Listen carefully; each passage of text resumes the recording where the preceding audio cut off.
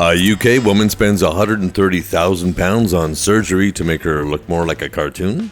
Scientists link obesity to bad memory, fueling speculation, well, by me, that fat people simply forget to not eat.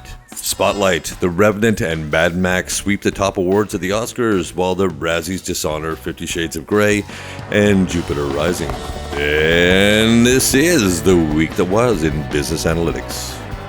The Week That Was is brought to you by Digital Disruption, when a colleague distracts you from your work by waving their finger at you angrily. Get it? Digital. And iCOMP Business Solutions. If only there were an Oscar for Best Analytics, we'd be a shoo-in. Let's have a look at the more interesting stories making news this week.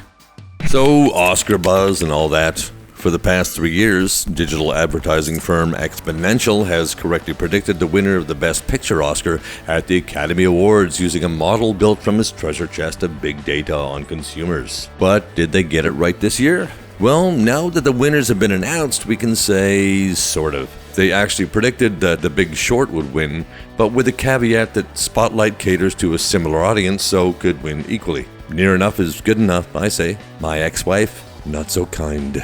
Life imitates art, and never more so than in the case of analytics in sport. In 2012, the Oscar-nominated film Moneyball chronicled the efforts of Billy Beane to use analytics to optimize an ailing baseball team's recruitment process. Fast forward half a decade, and analytics have spread to almost every aspect of professional sport.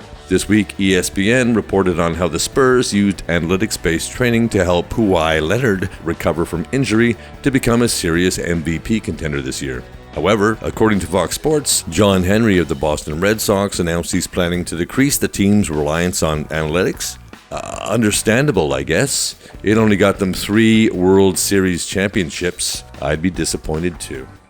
A new survey of more than 1,000 enterprise leaders conducted by 451 Research on behalf of the security vendor Biometrics confirmed that, while business leaders are keen to adopt cloud computing, big data, and IoT, they are also concerned about the security of sensitive information. 85% of respondents say that they have placed sensitive information in some type of cloud environment or intend to do so, up from 54% in last year's survey.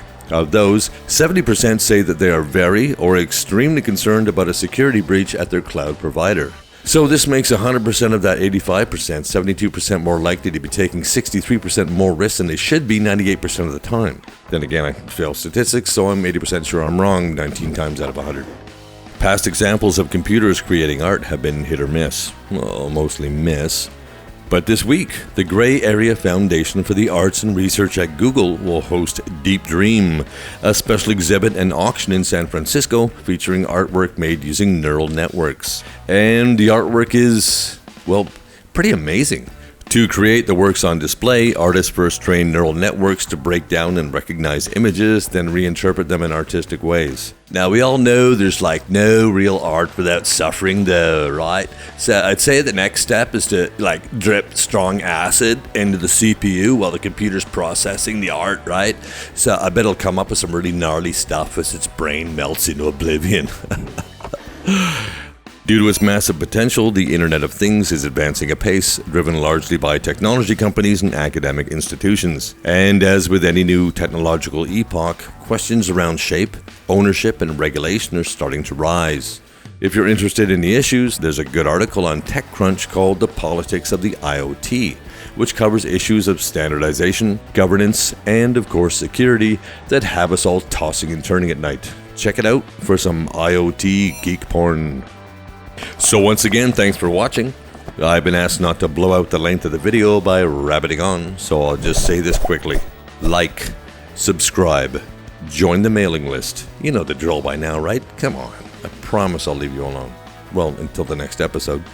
Oh, and speaking of end-screen voiceovers, if yours are too short, I have an app for that. Yes, I do. It's called Blatherly. You can input a few keywords and it'll generate reams of text for your voiceover guy to say. I'm working on another one that does quite the opposite called Concisely. But, evidently I haven't quite perfected it yet. Did I go long again? Yeah, I'm getting a throat cutting thing from the sound guy, so I'm gonna go. The word of the week next week is gummy dum. We have no idea what it means, but we'll make something up. We'll see you next week. Thanks again.